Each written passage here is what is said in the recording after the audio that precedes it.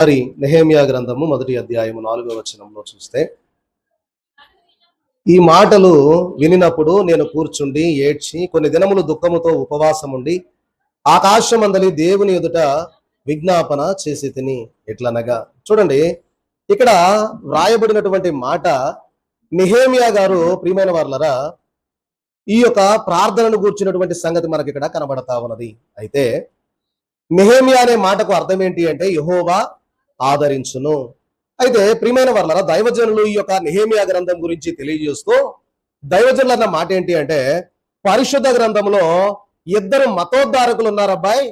ఆ మతోద్ధారకులు ఎవరయ్యా అంటే, ఒకడేమన్నా ఎజ్రా గారు, రెండవ వారు ఎవరయ్యా అంటే నెహెమ్యా గారు అన్నారు. ఒకళ్ళు ఎవరంట? ఎజ్రా గారు.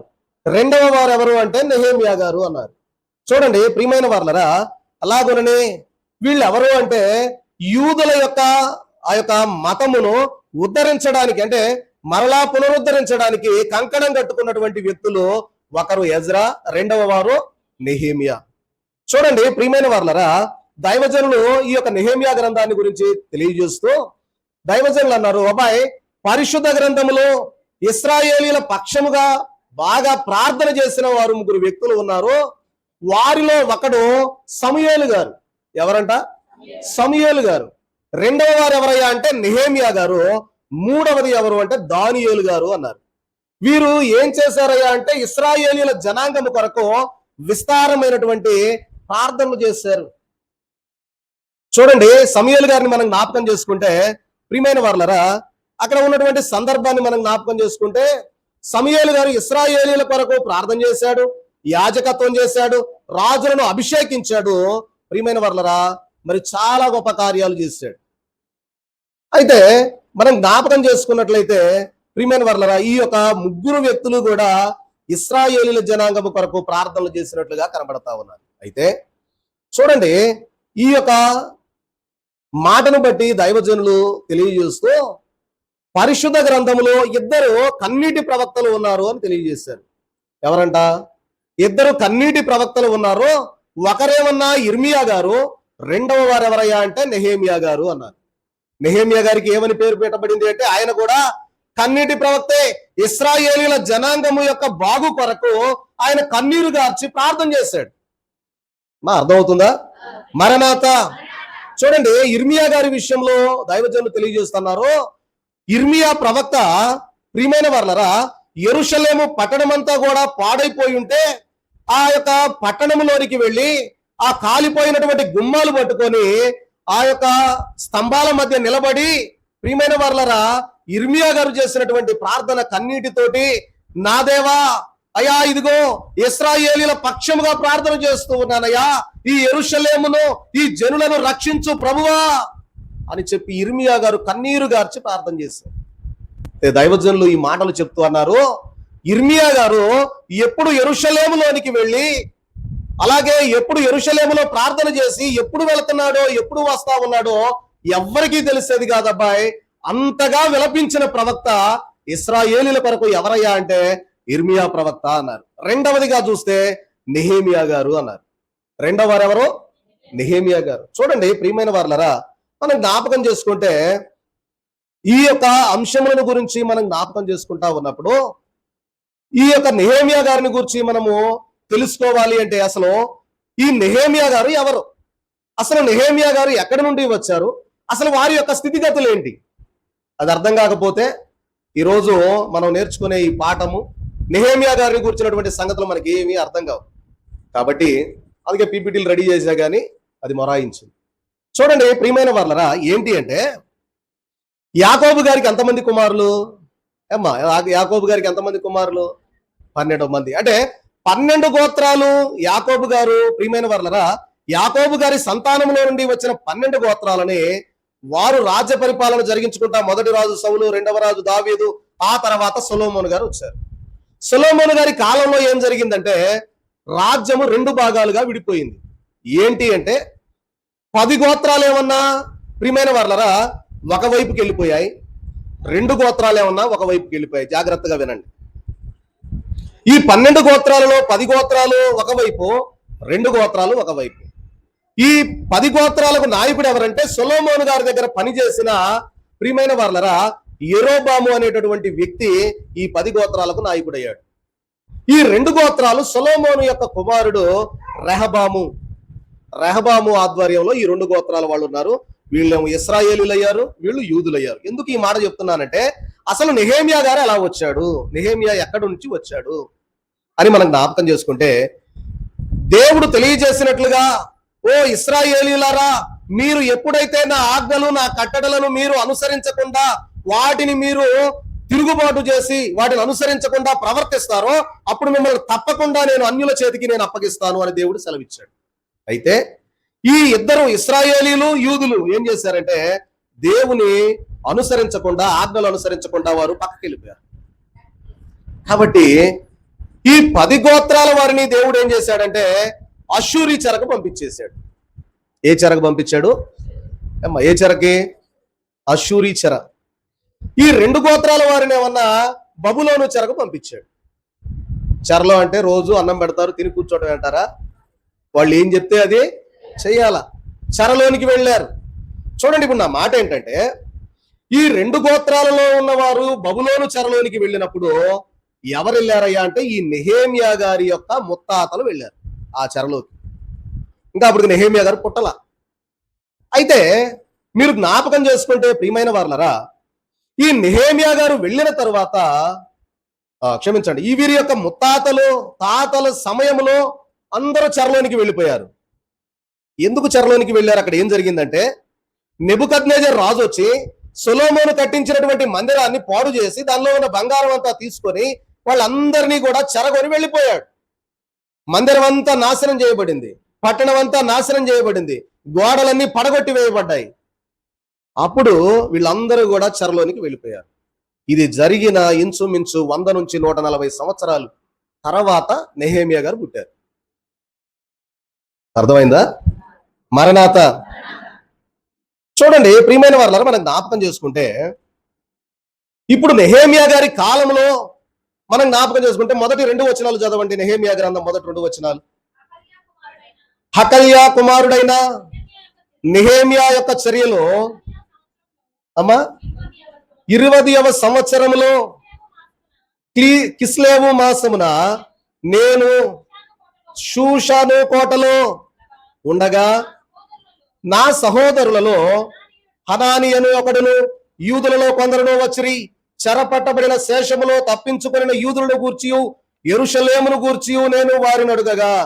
ఇక్కడ ఏమంటా ఉన్నారయ్యా అంటే ప్రియమైన వారలారా, ఇక్కడ ఏం తెలియజేస్తా ఉన్నాడు అంటే అక్కడ ఇశ్రాయేలు ప్రాంతం నుండి అంటే యెరూషలేము పట్టణము నుండి ఎవరు వచ్చారంటే తన సహోదరుడు వచ్చాడు. యెరూషలేములో విడవబడినటువంటి కొంతమంది ఈ నెహెమ్యా దగ్గరకు వచ్చారు. నెహెమ్యా దగ్గరకు వచ్చినప్పుడు నెహెమ్యా గారు అడిగేటటువంటి మాట ఏంటయ్యా అంటే ప్రియమైన వారలారా, ఏమని అడిగాడు? నా సహోదరులలో హనానీయను ఒకడును యూదులలో కొందరును వచ్చిరి. చెరపట్టబడిన శేషములో తప్పించుకొనిన యూదులను గూర్చియు యెరూషలేమును గూర్చియు నేను వారిని అడుగగా. చూడండి, ఎవరైనా కూడా మనం జ్ఞాపకం చేసుకుంటే ప్రియమైన వారలారా, ఇక్కడ నెహెమ్యా గారి పరిస్థితి బాగానే ఉంది. ఈ దేశంలో ఆయన ఉన్నతమైన స్థితిలో ఉన్నాడు. వారి దేశం పాడైపోయింది, యెరూషలేం పాడైపోయింది. అయితే నెహెమ్యా గారి దగ్గరకు వచ్చిన వారిని అడుగుతూ ఉన్నారు. ఏమని అంటే నెహెమ్యా అడుగుతా ఉన్నాడయ్యా, యెరూషలేం పట్టణం ఎలా ఉంది, అక్కడ జనులు ఎలా ఉన్నారు, బాగున్నారా అని అడుగుతా ఉన్న సందర్భంలో వారు తెలియజేసే మాట ఏంటయ్యా అంటే ప్రియమైన వారలారా, యెరూషలేం అంతా కాల్చివేయబడింది, యెరూషలేము గుమ్మాలు పడిపోయాయి, గుమ్మాలు కాల్చబడ్డాయి, యెరూషలేము చుట్టూ ఉన్నటువంటి ప్రహరీ గోడ ప్రాకారం అంతా పడవేయబడి ఉంది. యెరూషలేము ఎలా ఉంది అంటే చెత్త చెదారము, అన్ని రాళ్ల కుప్పలు, ఇవన్నీ కూడా అయిపోయాయి, యెరూషలేము ఏమీ బాగోలేదు అన్నాడు. అర్థమవుతుందన్నమాట. ప్రియమైన వారలారా, ఎందుకు యెరూషలేము గురించి అంత తాపత్రయపడతా ఉన్నాడు నెహెమ్యా? యెరూషలేం అనే పట్టణాన్ని గురించి ఎందుకు అంత తాపత్రయపడతా ఉన్నాడు, అంత తెలుసుకోవాలనుకుంటా ఉన్నాడు? అక్కడ ఏం జరిగింది అనేటటువంటి సంగతులు ఎందుకు తెలుసుకోవాలనుకుంటా ఉన్నాడు? వాస్తవంగా ఒకవేళ నెహెమ్యా ఏమైనా యెరూషలేములో పుట్టి ఇక్కడికి వచ్చి ఉంటే అయ్యో ఇదిగో నా దేశమును నేను విడిచిపెట్టి వచ్చాను కదా, ఆ స్థితి ఎలా ఉందని తెలుసుకోవాలా. ఒకవేళ అసలు పుట్టేనాటికి అక్కడ లేడు, వాళ్ళ ముత్తాతలు వచ్చారు ఇక్కడికి, కానీ ఎందుకు తెలుసుకోవాలనుకుంటా ఉన్నాడు? ప్రియమైన వారలరా, ప్రభు తెలియజేసినట్లు యెరూషలేమా నిన్ను ప్రేమించువారు వర్ధిల్లుదురు. దేవుని మాట ఉందా లేదా? యెరూషలేమా నిన్ను ప్రేమించువారు వర్ధిల్లుదురు. కాబట్టి దేవుడు సెలవిస్తూ ఉన్నటువంటి పట్టణము, మరి గత వారాల్లో మనం చెప్పుకున్నాం, యెరూషలేము మీద ఒట్టు వేయవద్దు. అది ఏ పట్టణము అంటే అది మహారాజు పట్టణము అన్నాడు. అన్నారా లేదా? యెరూషలేము మీద మీరు ఒట్టు పెట్టుకొనవద్దు, అది దేవుని పట్టణం, అది మహారాజు పట్టణం అన్నాడు. ఎందుకు యెరూషలేము మీద నెహెమ్యా గారికి అంత ప్రేమ ఏంటి? చూడండి ప్రియమైన వారలరా, యెరూషలేమును గూర్చినటువంటి కొన్ని సంగతులు మనం జ్ఞాపకం చేసుకుంటే దైవజనులు అన్నారు, యెరూషలేము మీద దేవుని కన్నుంది, పాలస్తీనా దేశం మీద దేవుని కన్నుంది అబ్బాయి అన్నారు. పాలస్తీనా మీద ఏముందంట? దేవుని కన్నుంది. ఈ ప్రపంచ దేశాలలో మనం జ్ఞాపకం చేసుకుంటే ప్రియమైన వారలరా, ప్రపంచ దేశాలలో హోలీ ల్యాండ్ అని పిలువబడేటటువంటి దేశం ఏదైనా ఉంది అంటే అది ఇస్రాయేల్ కంట్రీ మాత్రమే. దానికి పరిశుద్ధ భూమి, పరిశుద్ధ భూభాగము అని పిలువబడతా ఉన్నది. ఈ ప్రపంచ దేశాలలో ఏ దేశమునకు ఆ పేరు లేదు, కానీ ఒక పాలస్తీనా దేశానికే హోలీ ల్యాండ్, పరిశుద్ధ భూమి అని ఉంది. చూడండి ఇంకా మనం జ్ఞాపకం చేసుకుంటే యెరూషలేము పట్టణము సియోను కొండ మీద ఉన్నది. సియోను అనగా ప్రియమైన వారలారా ఎత్తైనది, ఉన్నతమైనటువంటి స్థానం అది. అందుకే దావీదు మహారాజు ఎక్కడ దాన్ని నిర్మాణం చేశాడంటే సియోను కొండ మీద దేవుని యొక్క మందిరానికి స్థలం అంతా ఏర్పాటు చేసినటువంటి సందర్భం. చూడండి ప్రియమైన వారలారా, మనం జ్ఞాపకం చేసుకుంటే ఈ యొక్క యెరూషలేములోనికి ఉన్నతమైనటువంటి వ్యక్తులు వచ్చారు. మీరు జ్ఞాపకం ఉంటే అబ్రహాము గారి యొక్క కుమారుడైనటువంటి ఇస్సాకును బలి ఇవ్వడానికి, ఏకైక కుమారుడు ఇస్సాకును బలి ఇవ్వడానికి మోరియా పర్వతం మీదకి అబ్రహాము గారు తీసుకుని వెళ్ళారు. ఆ మోరియా పర్వతం ఎక్కడదే అంటే అది పాలస్తీనా దేశంలో సినాయి కొండ దగ్గరదే, క్షమించండి సియోను కొండ. సియోనులోనే మోరియా పర్వతం కూడా ప్రియమైన వర్లరా ఉన్నది గనక ఆ యొక్క పర్వతము మీద కూర్చున్నటువంటి యెరూషలేముకున్న ప్రాముఖ్యత. అలాగే మనం జ్ఞాపకం చేసుకుంటే ఎప్పుడు ఎన్నడూ ఎక్కడ కట్టబడినటువంటి గొప్ప ఆలయం సొలొమోను గారు కట్టించారు. ఎక్కడ అంటే అది సియోను పైన యెరూషలేములోనే. కాబట్టి యెరూషలేమునకు ఉన్నటువంటి ప్రాముఖ్యతను బట్టి మీకు జ్ఞాపకం ఉంటే ప్రియమైన వారలారా, యేసు క్రీస్తు ప్రభు వారు జన్మించిన జన్మస్థానం కూడా ఎక్కడ? యెరూషలేములోనే. కాబట్టి ప్రియమైన వారలారా, మీరు జ్ఞాపకం చేసుకుంటే యెరూషలేము ముఖ్యమైనటువంటి పట్టణముగా కనబడతా ఉంది. కాబట్టి ఇవన్నిటిని బట్టి ప్రియమైన వారలారా, నెహెమ్యా గారు ధర్మశాస్త్ర గ్రంథాన్ని చదివి ధర్మశాస్త్రమును క్షుణ్ణంగా నేర్చుకొని వారి పితరుల ద్వారా, వారి యొక్క తల్లిదండ్రుల ద్వారా, వారి తాతల ద్వారా పుచ్చుకున్నటువంటి ధర్మశాస్త్రములో ఉన్న సంగతులు జ్ఞాపకం చేసుకొని, యెరూషలేముకున్న ప్రాముఖ్యతను జ్ఞాపకం చేసుకొని, యెరూషలేములో ఉన్నటువంటి వారి కొరకు, యెరూషలేము కొరకు కన్నీటి ప్రార్థన చేస్తా ఉన్నాడు. అదే 4వ వచనం చదవండి. 4వ వచనం, ఈ మాటలు వినినప్పుడు నేను కూర్చుండి ఏడ్చి కొన్ని దినములు దుఃఖముతో ఉపవాసం ఉండి ఆకాశమందలి దేవుని ఎదుట విజ్ఞాపన. ఎవరు చేస్తారండి ఈరోజు? ఎవరి కోసం ఎవరు ప్రార్థన చేస్తారు చెప్పండి అమ్మా?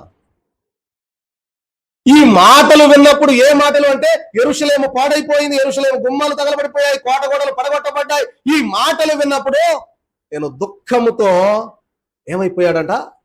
కన్నీరు కార్చి ఉపవాసం ఉండి దేవునికి విజ్ఞాపన చేశాడు. ఎవరు చేస్తారు?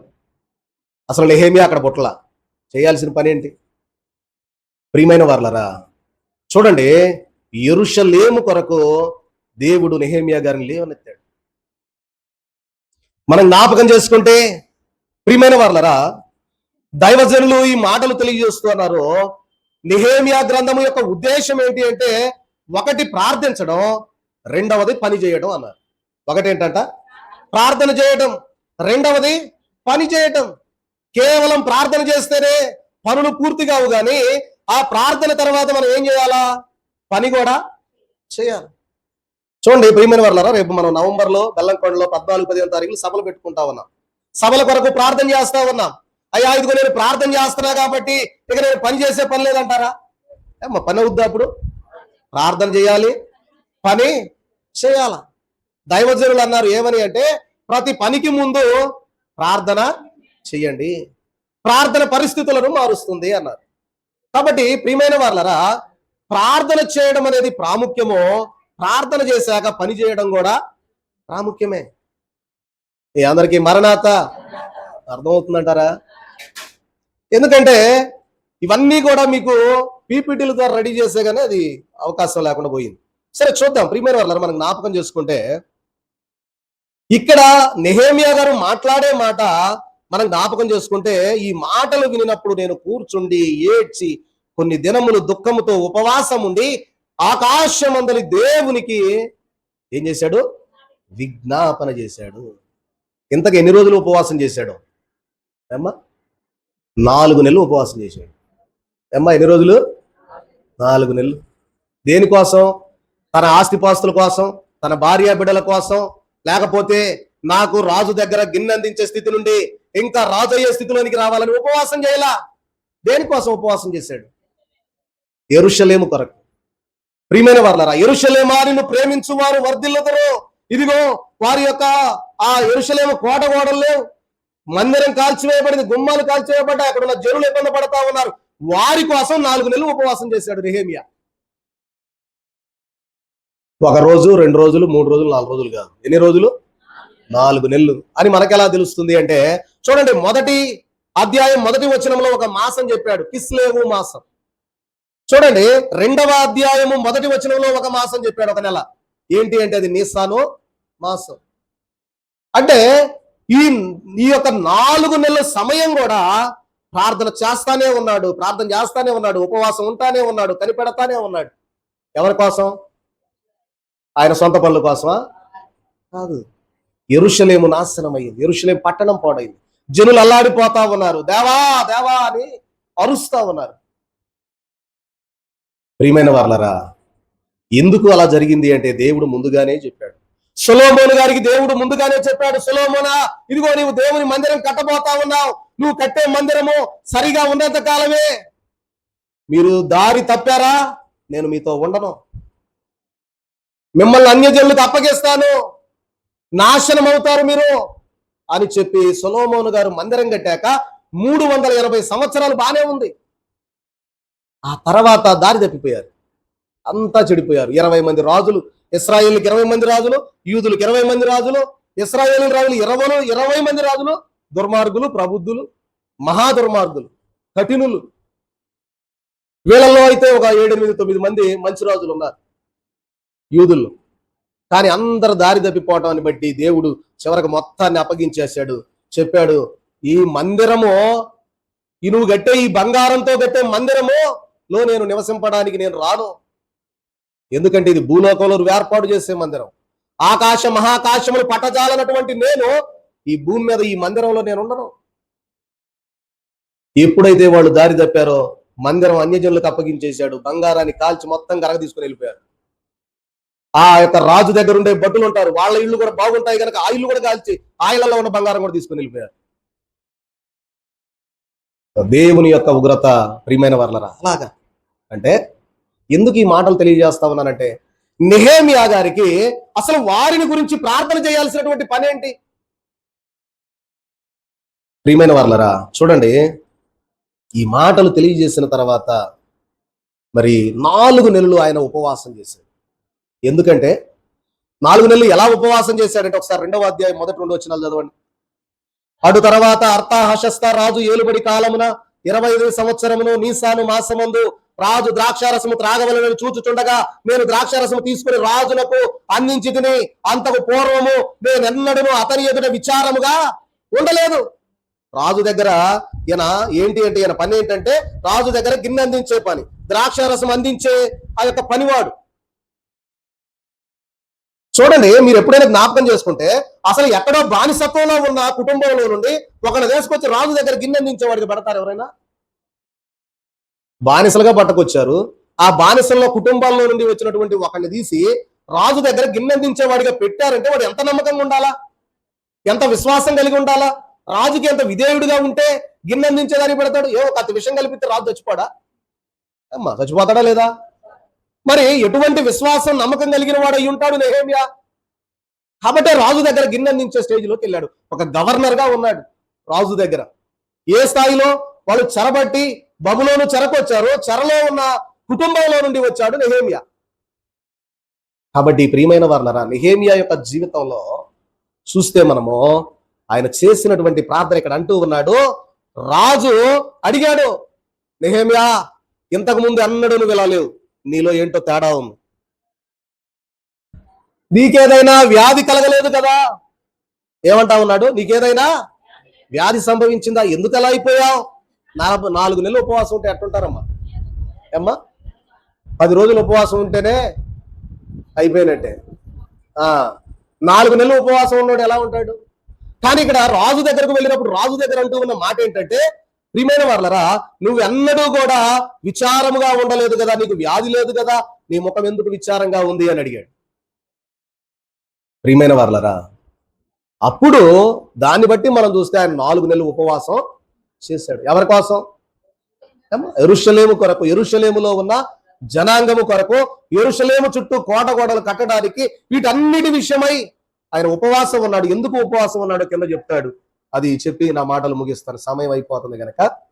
చూస్తే ప్రియమైన వాళ్ళరా, చూడండి ఇక్కడ నెహెమ్యా యొక్క పరిస్థితిని మనం జ్ఞాపకం చేసుకుంటే, నెహెమ్యా గారి యొక్క స్పందన మనం జ్ఞాపకం చేసుకుంటే, ఆయన యొక్క రోదన, వేదన, ఉపవాసము, ప్రియమైన వాళ్ళరా ప్రార్థన మనం జ్ఞాపకం చేసుకుంటే ఎంత మరి భయంకరమైనటువంటి స్థితిలో ప్రియమైన వాళ్ళరా నెహెమ్యా గారు ఇశ్రాయేలుల యొక్క యెరూషలేము పట్టణం కొరకు ఉపవాసం ఉండి ఆయన చేసినటువంటి ప్రార్థన, విజ్ఞాపన అసలు చాలా చక్కగా, అసలు అంత బాగా చేశాడు.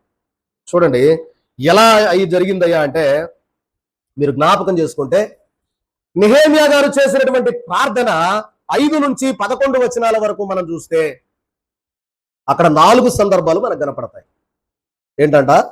నెహెమ్యా గ్రంథం 1వ అధ్యాయం 5 నుంచి 11 వచనాలలో నెహెమ్యా గారు చేసినటువంటి ప్రార్థన యొక్క నిర్మాణం మనకు కనపడుద్ది. ఎలా ప్రార్థన చేశాడు చూడండి. ప్రియమైన వారలారా, 5వ వచనాన్ని ఒకసారి చదువుకుందాం. ఎట్లనగా, ఆకాశమందున్న దేవా యెహోవా, భయంకరుడమైన గొప్ప దేవా, నిన్ను ప్రేమించి నీ ఆజ్ఞలను అనుసరించి నడుచు వారిని కటాక్షించి వారితో నిబంధన స్థిరపరచువాడా. ఎంత దేవునికి ఎంతగా అడిగాడండి. చూడండి అక్కడ ఏమంటా ఉన్నాడంటే, ఎట్లా ప్రార్థన చేశాడు అంటే ఆయన చెప్తా ఉన్నాడు, ఆకాశమందున్న దేవా యెహోవా, భయంకరుడమైన గొప్ప దేవా, నిన్ను ప్రేమించి నీ ఆజ్ఞలను అనుసరించి నడుచు వారిని కటాక్షించి వారితో నిబంధనలు స్థిరపరచువాడా, నీకు స్తోత్రాలయా అన్నాడు. ఏమన్నాడు? నిబంధనలు స్థిరపరచువాడా. స్తుతి చెల్లించాడండి, దేవునికి స్తుతి చెల్లించాడు. ముందే చాలా మంది స్తుతి అంటే స్తుతి స్తుతి స్తుతి స్తుతి, స్తోత్రం స్తోత్రం స్తోత్రం, స్తుతి స్తుతి స్తుతి స్తుతి స్తుతి స్తుతి స్తుతి. అది స్తుతి కాదు, అది కాదు స్తుతి. స్తుతి చేయడం అంటే దేవుడు జరిగించిన కార్యాలను ఎత్తి ఆయనకు వినిపించడమే స్తుతి. ఇక్కడ అందుకే అంటా ఉన్నాడు, ఏమని అంటే, ఆకాశమందున్న దేవా యెహోవా, భయంకరుడమైన గొప్ప దేవా, నిన్ను ప్రేమించి నీ ఆజ్ఞలను అనుసరించి నడుచు వారిని కటాక్షించి వారితో నిబంధనలు స్థిరపరచువాడా అని అన్నప్పుడు దేవుణ్ణి మనం ఏం చేస్తా ఉన్నామంటే, ఆకాశమందున్న దేవా యెహోవా, భయంకరుడమైన గొప్ప దేవా, ఇక నీకన్నా ఎవరు లేరయ్యా అని అంటే ఆయనకి ఏం కలిగినట్టు? స్తుతి కలిగిందా లేదా? ఆయన నామాన్ని నువ్వు గొప్ప చేస్తున్నావా లేదా? అదనమాట. అంటే మొదటిగా నెహెమ్యా గారు ఏం చేశారయ్యా అంటే, దేవునికి స్తుతి చెల్లించేశాడు. దేవునికి స్తుతి చెల్లించాడు. దేవునికి స్తుతి చెల్లించి ప్రియమైన వారలారా తెలియజేస్తూ ఉన్నటువంటి మాట మనం జ్ఞాపకం చేసుకుంటే అంటూ ఉన్నాడు, ఏమని అంటే, కటాక్షించి వారితో నిబంధనలు స్థిరపరచువాడా. నీ చెవియొగ్గి. చూడండి, మొదటేమన్నా దేవునికి స్తుతి చెల్లించాడు. రెండవది చూస్తే 6-7 వచనాల్లో పాపాన్ని ఒప్పుకుంటా ఉన్నాడు, పాపాన్ని ఒప్పింపజేస్తా ఉన్నాడు. చూడండి, మనం జ్ఞాపకం చేసుకుంటే అక్కడ అంటాడు, 6-7 వచనాలు చదవండి. నీ చెవియొగ్గి నీ నేత్రములు తెరచి నీ సన్నిధిని దివారాత్రము నీ దాసులైన ఇశ్రాయేలీయుల పక్షముగా నేను చేయు ప్రార్థన అంగీకరించుము. నీకు విరోధముగా పాపము చేసిన ఇశ్రాయేలు కుమారుల దోషమును నేను ఒప్పుకొనుచున్నాను. నేనును నా తండ్రి ఇంటి వారును పాపము చేసి ఉన్నాము. ఏమండి చూడండి ప్రియమైన వాళ్ళరా, ఇక్కడ ఏమంటా ఉన్నాడు అంటే పాపాన్ని ఒప్పుకుంటా ఉన్నాడు. ఎవరి పాపం? ఇశ్రాయేలీయుల కుమారుల దోషాన్ని అంటున్నాడు. ఎక్కడ ఇశ్రాయేలీయుల కుమారులు వాళ్ళు చేసిన పాపాన్ని ఏం ఒప్పుకోవటం ఏంటి? ఏమ్మా, మనం చేసిన పాపాలు మనం ఒప్పుకుంటా ఉన్నాం. ఈ రోజు కూడా ఆదివారం ఆరాధనలో మీరు పాప క్షమాపణ చెప్పారా లేదా? చెప్తాం. దైవజనులు మన కొరకు ఏర్పాటు చేశారు. ఎవరో చేసిన పాపం, వాళ్ళ పితరులు చేసిన పాపాలని యెహెమ్యా గారు ఇక్కడ ఒప్పుకుంటా ఉన్నాడు. అయ్యా, ఇదిగో నా పితరులు చేసినటువంటి పాపం ఏదైతే ఉందో ఇశ్రాయేలీయుల కుమారుల దోషాన్ని క్షమించు ప్రభువా, నేను నా తండ్రి ఇంటి వారు చేసిన పాపాన్ని క్షమించయా అని. రెండవది ఏం చేశాడంట? పాపాన్ని ఒప్పుకుంటా ఉన్నాడు. 7వ వచనంలో చూడండి ఏమంటున్నాడు? నీ ఎదుట బహు అసహ్యముగా ప్రవర్తించితిమి. ఇక్కడ అంటూ ఉన్నాడు ప్రియమైన వాళ్ళరా, పాపాన్ని ఒప్పుకుంటా ఉన్నాడు. దేవుడు తెలియజేశాడు కదా ఏమని? మీరు గాన నా మాట గాన వినకపోతే మిమ్మల్ని తప్పకుండా వాళ్ళకి అప్పగిస్తా, వాళ్ళు ఏం చేస్తారో నాకు తెలియదు అని చెప్పాడు. అప్పగించేశాడు. నాశనం పట్టారు. ఇప్పుడు వారి కొరకు ప్రార్థన చేయడానికి నెహెమ్యా గారు దేవుడు లేపాడు. నెహెమ్యా గారు ప్రార్థన చేస్తున్నాడు. మొదట స్తుతి చేశాడు. యెహోవా ఆకాశమందుండే దేవా, భయంకరుడైన గొప్ప దేవా అన్నాడు. అయ్యా, ఇదిగో నా యొక్క పితరుల కుటుంబాలు ఇశ్రాయేలు కుమారుల దోషము నేను ఒప్పుకుంటాను అయ్యా, నేను ఒప్పుకుంటున్నాను. వారి పక్షంగా దేవా తెలియక చేశారు దేవా, క్షమించయ్యా అని వారి పక్షంగా ఒప్పుకుంటా ఉన్నాడు. దీన్ని బట్టి మనకేం తెలియజేస్తా ఉన్నాడు నెహెమ్యా గారు? అమ్మా, దీన్ని బట్టి మనం ఏం తెలుసుకుంటా ఉన్నామంటే, నీ కుటుంబ జీవితాలలో ప్రియమైన వారలారా, నీ కుటుంబం గురించి, నీ సంఘం గురించి, ప్రియమైన వారలారా, నీ యొక్క గ్రామం గురించి, దేశం గురించి నీవేనాడైనా కన్నీరు గారుస్తా ఉన్నావా? నెహెమ్యా గారు అడిగే ప్రశ్న మనల్ని అదే. ఇదిగో నేను ఇశ్రాయేలీయుల కొరకు, యెరూషలేము కొరకు, యెరూషలేము ప్రాకారముల కొరకు, పడిపోయిన గుమ్మాల కొరకు, కోటగోడల కొరకు, యెరూషలేమా నిన్ను ప్రేమించేవారు వర్ధిల్లుదురు అనేటటువంటి మాటను బట్టి యెరూషలేము కొరకు నేను కన్నీరు గారుస్తా ఉన్నా కదా. నీవు నీ కుటుంబం కొరకు గారుస్తా ఉన్నావా? నీ సంఘము కొరకు గారుస్తా ఉన్నావు కన్నీరు? ఎవరి కొరకు కన్నీరు గారుస్తా ఉన్నావు? నీ సొంతానికా? అది దేనికి పనికిరాదు. నెహెమ్యా గారు తన సొంతానికి ఏం కన్నీరు గార్చలా. రాజు దగ్గర ఏదో ప్రమోషన్ కొట్టేయడానికి ఉపవాసం చేయలా. ప్రియమైన వారలారా, విజ్ఞాపన చేశాడు. అది ఇతరుల కొరకు విజ్ఞాపన. ఇతరుల కొరకు చేస్తే నువ్వు దీవించబడతావు. కాబట్టి ఇక్కడ రెండవదిగా పాపాన్ని ఒప్పుకుంటాను. ఒకటి స్తుతించాడు ప్రార్థనలో, 2 పాపాన్ని ఒప్పుకున్నాడు. 3వ స్థితి చూద్దాం. 8-9 వచనాలు. నీ సేవకుడైన మోషేతో నీవు నిర్ణయించిన ఆజ్ఞలనైనను కట్టడలనైనను విధులనైనను మేము గైకొనక పోతిమి. చూసారా, అది పాపాన్ని అక్కడ ఒప్పుకుంటున్నాడు. ఏదైతే మోషే గారికి దేవా నువ్వు చెప్పావో, ధర్మశాస్త్రాన్ని సినాయి కొండ మీద నువ్వు ఇచ్చావో, 10 ఆజ్ఞలు ఇచ్చావో, ఆ ఆజ్ఞలు మేము ఆచరించకుండా తప్పిపోయామయ్యా. కాబట్టి ఈ దోషం మా మీదకు వచ్చింది, నేను ఒప్పుకుంటున్నానని అక్కడ ఒప్పుకున్నాడు. 8-9 వచనాల్లో చూస్తే అంటున్నాడు, నీ సేవకుడైన మోషేతో నీవు సెలవిచ్చిన మాటను జ్ఞాపకము తెచ్చుకొనుము. అదేదనగా మీరు అపరాధము చేసిన ఎడల జనులలోనికి మిమ్మును చెదరగొట్టుదును. అయితే ఏమన్నాడు? అయితే అన్నాడంటే అక్కడ మనం ఆగి చూడాల్సిందే. అక్కడ ఏమన్నాడు? అయితే మీరు నా వైపు తిరిగి నా ఆజ్ఞలను అనుసరించి నడచిన ఎడల భూదిగంతముల వరకు మీరు తోలివేయబడినను అక్కడ నుండి సహా మిమ్మును కూర్చి నా నామము ఉంచుటకు నేను ఏర్పరచుకొనిన స్థలమునకు మిమ్మును రప్పించెదను. దేవునికి మహిమ కలుగును గాక. ఆమేన్. మరణాత. దేవుడు ఏమంటా ఉన్నాడంటే, నెహెమ్యా గారు అంటా ఉన్నాడు, దేవుని స్తుతించాడు, పాపాలు ఒప్పుకున్నాడు. ఇప్పుడు అంటున్నాడు వాగ్దానాన్ని దేవుడికి జ్ఞాపకం చేస్తా ఉన్నాడు. ఏం చేస్తున్నాడు? వాగ్దానం. దేవా ఇదిగో ఆ రోజు నువ్వు వాగ్దానం చేశావయ్యా. ఏమని వాగ్దానం చేశాడు? మోషే గారికి చేసిన వాగ్దానాన్ని నెహెమ్యా గారు ఇక్కడ ఎత్తి మాట్లాడుతా ఉన్నాడు. చూడండి 8వ వచనంలో అంటా ఉన్నాడు, నీ సేవకుడైన మోషేతో నీవు సెలవిచ్చిన మాటను జ్ఞాపకం తెచ్చుకోనుము. ఏమంటున్నాడు? దేవుడికే చెప్తా ఉన్నాడు, అయ్యా జ్ఞాపకం తెచ్చుకో. నువ్వు మోషే గారితో అన్నావుగా, జ్ఞాపకం తెచ్చుకో. ఏమని జ్ఞాపకం తెచ్చుకోమంటున్నాడు? మీరు అపరాధము చేసిన ఎడల జనులలోనికి మిమ్మను చెదరగొట్టేదను అన్నావు కదా, చెదరగొట్టేశావు, అయిపోయింది. చెదరగొట్టేశావు, అందరు వెళ్ళిపోయారు. అయితే నువ్వు అన్నావు కదా ఇంకో మాట, మీరు నా వైపు తిరిగి నా ఆజ్ఞలను అనుసరించి నడిచిన ఎడల భూదిగంతముల వరకు, భూమి యొక్క చివరి సరిహద్దులు, భూమి ఎక్కడుందో చివరి అంచుల వరకు వెళ్ళిపోయిన వారిని సైతము నువ్వు తీసుకొని వచ్చి నీ స్థలములో ఉంచుతానన్నావే, ఇప్పుడు జ్ఞాపకం చేసుకోయా అంటున్నాడు నెహెమ్యా గారు. అర్థమైందన్నమాట. మాట వినలేదు కనుక చెదరగొట్టావు, మంచిదే. ఇప్పుడు నీ వైపు తిరిగి ప్రార్థన చేస్తావన్నామయ్యా, నీవు తప్ప మాకు ఇక దిక్కు లేదు. కాబట్టి దేవా ఇదిగో నా ప్రార్థన ఆలకించు. మోషే గారు తెలియజేసావు కదా, నీ వైపు తిరిగి ప్రార్థన చేస్తే భూదిగంతముల వరకు, భూమి అంచులో నువ్వు ఎక్కడున్నా సరే నిన్ను తీసుకొని వచ్చి నీ రక్షణ స్థలంలో నిలబెడతానన్నావు కదా. చూసారా, దేవుడు చెప్పిన మాటని దేవుడికి జ్ఞాపకం చేయటం, దేవుడు చేసిన వాగ్దానాన్ని దేవుడికే జ్ఞాపకం చేశాడు నెహెమ్యా గారు. మనం చేస్తా ఉన్నావా? నిన్ను స్వస్థపరచు యెహోవాను నేనే అన్నావుగా దేవా, స్వస్థపరచు. నీకు తోడై ఉన్నాను అన్నావుగా, నాకు తోడుగా రా. నాకు మొర్రపెట్టుము, నేను నీకు ఉత్తరం ఇచ్చేదను అన్నావుగా, నాకు సమాధానం ఇయ్యి. దాని ముందు వెనక ఏమున్నాయి అనేది మనకు అనవసరమే. ఆయన విధులు, కట్టడలు, ఆజ్ఞలు గైకుంటే అవన్నీ ఇస్తాడు. అందుకే ప్రభు అన్నాడుగా, మొదట నా రాజ్యము నా నీతిని వెతకండి, అప్పుడు అవన్నీ మీకు ఇవ్వబడతాయి. కాబట్టి ఇక్కడ వాగ్దానాన్ని జ్ఞాపకం చేశాడు.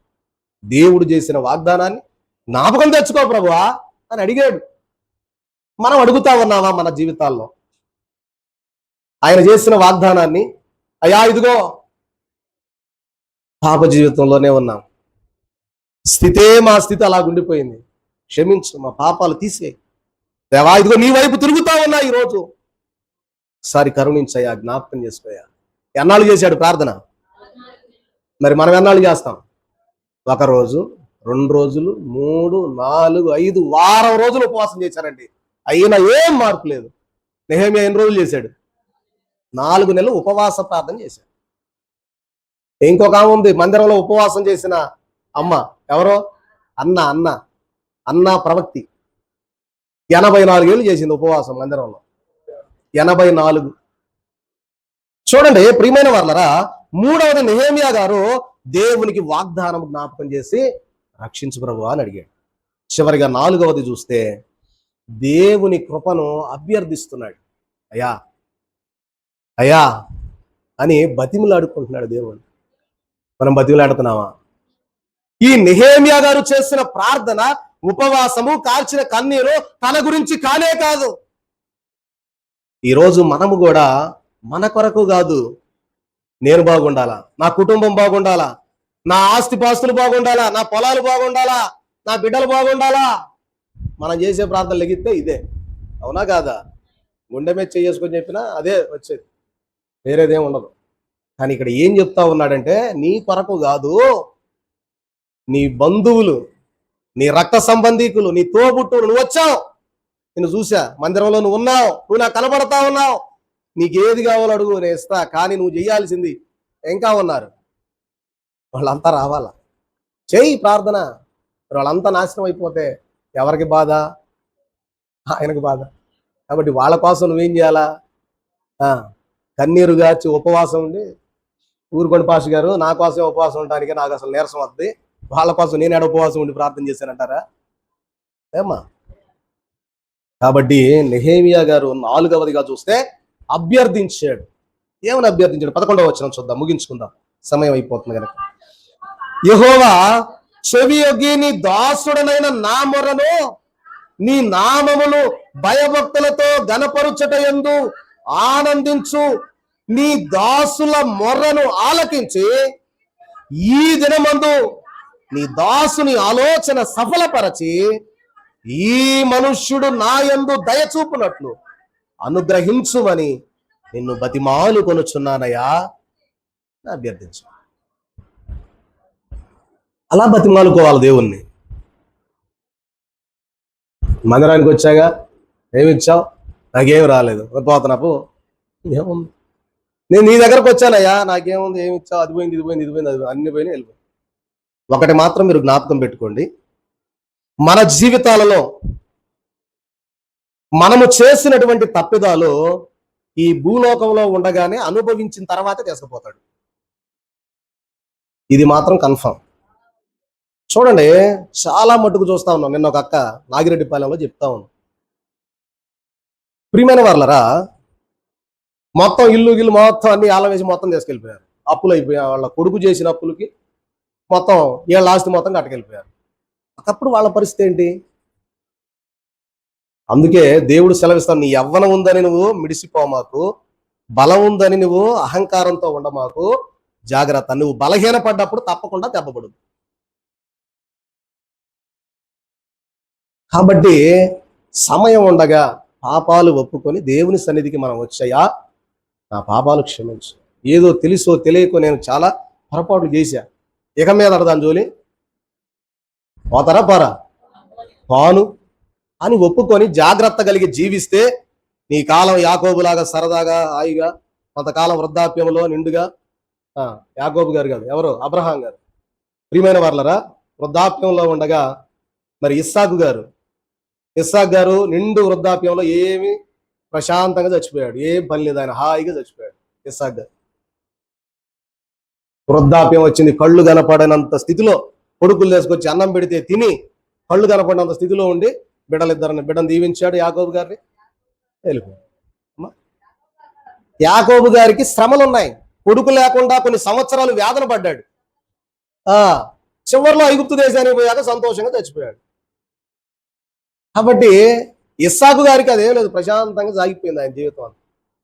అయితే ప్రియమైన వర్లరా, ఎందుకంటే తండ్రి కష్టపడ్డాడు అబ్రహాం గారు, ఇస్సాకు గారికి పెద్ద పని ఏం లేదు, కాబట్టి దేవుడు దీవించాడు, అయిపోయింది. సరే, మంచిది. ఇప్పుడు ఏంటి అంటే ఇక్కడ ఏమంటా ఉన్నాడంటే, యెహోవా చెవి యొగ్గి నీ దాసుడనైన నా మొర్రను, నీ నామమును భయభక్తులతో ఘనపరచుట యందు ఆనందించు, నీ దాసుల మొర్రను ఆలకించి ఈ దినమందు నీ దాసుని ఆలోచన సఫలపరచమని ప్రార్థన చేస్తా ఉన్నానయ్యా అన్నాడు. నిన్ను బతిమిలాడుకుంటున్నానయ్యా అన్నాడు. కాబట్టి ప్రియమైన వారలరా, దేవుని దగ్గర మనము బ్రతిమిలాడవలసిన వారమై ఉన్నాము. అర్థమవుతుందా? మరణాత. కాబట్టి ప్రియమైన వారలరా, ఈ రీతిగా మనం జ్ఞాపకం చేసుకుంటే మనము కూడా మన జీవితాలలో చూడండి, నెహెమ్యా గారు చేసిన ప్రార్థనలో మొదట దేవునికి ఏం చేశాడు? స్తుతి చెల్లించాడు. రెండవది ఏం చేశాడు? పాపాన్ని ఒప్పుకున్నాడు. మూడవది, దేవా నువ్వు చేసిన వాగ్దానం ఇదిగో అని చెప్పి ఆ వాగ్దానాన్ని తెచ్చి దేవుని దగ్గర పెట్టి, ఈ వాగ్దానం నువ్వు చేశావుగా, ఈ వాగ్దానం నెరవేర్చయ్యా అని చెప్పి వాగ్దానం అడిగాడు, వాగ్దానం చూపించాడు దేవునికి. నాలుగవది అభ్యర్థించాడు, ఈ వాగ్దానాన్ని బట్టి అడుగుతున్నానయ్యా, నిన్ను బ్రతిమాలుకుంటున్నా, ఇదిగో నా ప్రార్థన ఆలకించి ఇశ్రాయేలీయులు యెరూషలేము పట్టణము నాశనం అవుతా ఉన్నది, ఇదిగో ఈ మనిషికి దగ్గర నుండి నాకు సెలవిప్పిస్తే నేను వెళ్తా. ఎక్కడికి? యెరూషలేముకి, ఆ పట్టణానికి నేను వెళ్తాను, ఆ పాడుబడ్డ పట్టణానికి నేను వెళ్తాను అని అక్కడ ఏమన్నాడు? ఈ మనుష్యుడు నా యందు దయ చూపునట్లు అనుగ్రహించుమని నిన్ను బ్రతిమాలుకొనుచున్నాను. ఈ మనుష్యుడు అంటే ఎవరంటే అర్తాహషస్త రాజు. రాజుకి నా మీద దయ పుట్టాలా, నేను చేసే ఈ ప్రార్థనను ఆలకించి రాజు దగ్గరకు నేను వెళ్ళంగానే దయ చూపించి, ఏంటి నెహెమ్యా ఇలా ఉన్నావు అని అడిగేటట్టు చెయ్యి అని అడిగాడు. ఆడికి బాగానే 4 నెలల తర్వాత, ప్రియమైన వారనరా, ఏంది నెహెమ్యా ఎలా ఉన్నావు, ఏమైనా వ్యాధిని సంభవించిందా ఏంటి నీకు, నువ్వు ఎప్పుడు ఇలా లేవే విచారంగా, ఏంటి నీ మనసులో బాధ అంటే, అప్పుడు నెహెమ్యా అంటాడు, నా పితరుల సమాధులు కలిగిన ఆ మహాపట్టణమైన యెరూషలేము పట్టణము కాల్చివేయబడి, గుమ్మములు కాల్చివేయబడి, ప్రాకారములు పడగొట్టబడి ఉంటే నేను ఎలా సంతోషంగా ఉంటానయ్యా, దుఃఖముతో గాక అన్నాడు. అవునా? తాకీదులు రాసిచ్చేశాడు, పోయి బాగు చేసుకో. ఈరోజు మన జీవితాలలో కూడా మన కుటుంబం కొరకు, సంఘముల కొరకు, ఎన్నో నశించిపోయే ఆత్మల యొక్క విధానమును బట్టి కన్నీరు గారుస్తా ఉన్నావా? నువ్వైనా, నేనైనా, ఎవరమైనా. నెహెమ్యా పరిస్థితి ఏమీ కూడా గడ్డు పరిస్థితి కాదు. శ్రమల్లో లేడు, తినటానికి బువ్వలేని స్థితిలో లేడు. చక్కగా రాజభోజనం, రాజు దగ్గర గిన్నెందించేవాడు, ఉన్నతమైన స్థితి ఉంది, కష్టపడాల్సిన పని లేదు, చక్కగా హాయిగా తన జీవితం గడుపుకోవడానికి చాలా ఆస్తి కలిగిన వాడు. కానీ ఎవరి కోసం ప్రాధేయపడ్డాడు? యెరూషలేములో నశించిపోతా ఉన్న వారి కోసం, యెరూషలేము కోసం. యెరూషలేము చుట్టూ ప్రాకారం లేదు గనక దానికోసం. ఈరోజు మనం కూడా ప్రియమైన వారలారా, నేను దేవుళ్ళలోకి వచ్చా, నాకు బాగానే ఉంది, దేవా నువ్వు నాతో ఉన్నావు, ఇక నేను ఉంటే చాలయ్యా, ఇక నాకు ఇది చాలు అనుకుంటే అది కాదు. ఎన్నో ఆత్మలు నశించిపోతా ఉన్నాయి. ఆ నశించిపోయే ఆత్మల కోసం నువ్వు ప్రార్థన చేస్తా ఉన్నావా? ప్రార్థన చేయాలి. కాబట్టి ప్రియమైన వారలారా, ఈ యొక్క మాటల ద్వారా రాజు దగ్గరకు వెళ్ళాడు, రాజు సెలవిచ్చాడు, యెరూషలేమునకు ప్రయాణం అయ్యాడు నెహెమ్యా గారు. మిగిలిన పాఠం వచ్చే వారం చెప్పుకుందాం. ప్రార్థన చేయండి. ఇది పని చేయాలని, ఇది పని చేయకుండా ఆగిపోయింది. అలా దాదాపు 20 పీపీటీలు కష్టపడి రెడీ చేశారు. ఈ మొత్తం చూపించకుండా అది ఆగిపోయింది. చూపిస్తే మీకు బాగా అర్థమయ్యే పాఠం అది. అయినా పర్వాలేదు, మీకు దాదాపు అర్థమైంది అనుకుంటున్నాను. ఇంకా అర్థం కావడానికి వచ్చే వారం ప్రయత్నం చేద్దాం. దేవుడు ఈ కొద్ది మాటలు దీవించి మన వినికిడిలో భద్రపరచును గాక. ఆమేన్.